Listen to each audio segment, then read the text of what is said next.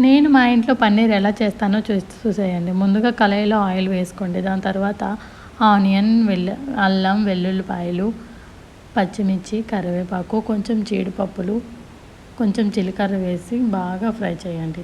Fry చేసిన తర్వాత దాంట్లో కొంచెం టమాటా వేయండి. టమాటా కూడా వేసి దాన్ని బాగా మగ్గనివ్వండి.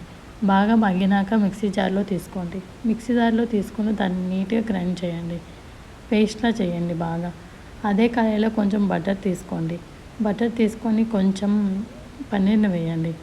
కొంచెం కొంచెంగా వేసుకుంటూ దాన్ని బాగా రెడ్గా అయ్యేటట్టు ఫ్రై చేయండి. ఫ్రై చేసిన తర్వాత ఆ ఫ్రై చేసిన దాంట్లో మనం మిక్సీ పట్టుకున్న పేస్ట్ని వేయండి.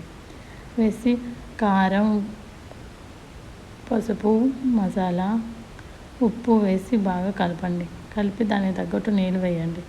నీళ్ళు వేసినాక దగ్గర పడే సమయంలో కొంచెం గరం మసాలా వేయండి.